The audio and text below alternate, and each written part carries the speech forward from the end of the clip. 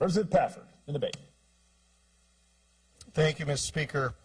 For those of you who were not here on February 3rd, 2012, then Speaker Cannon took time to ridicule selected members in this chamber who made the, and I quote, "the not-so-subtle insinuation, frankly, being that there was no way that the Republican majority in this House would follow the law." Then he smiled and he said he was proud to say that those members were wrong. I took that rather personally. I think it's interesting now that the only person that was wrong was our former Speaker, Dean Cannon, because we're here today to address an issue that the minority in this chamber feels it's very, very important. I, too, was a legislative assistant many years ago in this House. And what's very, very important to understand, the minority leans on this House to maintain a presence. And when that is denied, you have a minority in this House who continues to be disenfranchised, as we are today.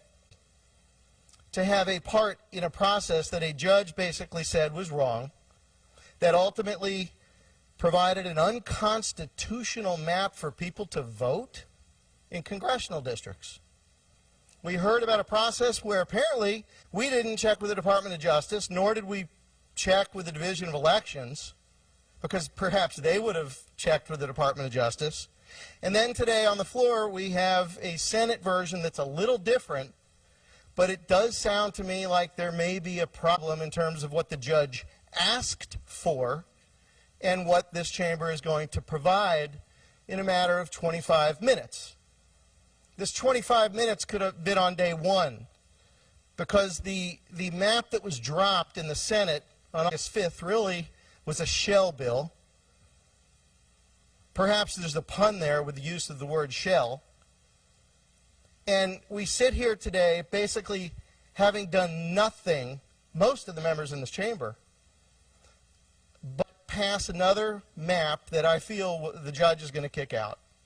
And it's really a shame that we've not taken the time to do this. I don't believe anybody in the back row has received an invitation to any type of meeting that occurred while we developed these maps, and that's really unfortunate. And we're ready, we're capable to be part of a process. But would you drop a bill on a Friday and do nothing over a weekend when you know very, very well that there's more that can be done? This was a dog and pony show. And unfortunately, that's what we're going to send back to a judge on Friday. So I apologize for being so blunt, but after a number of years of this process, you really hope for a day and a time where, as Representative Lee said, we will be able to have a position at the table and work with many of my friends in the front rows to develop policy that's really good for Florida. Thank you, Mr. Speaker.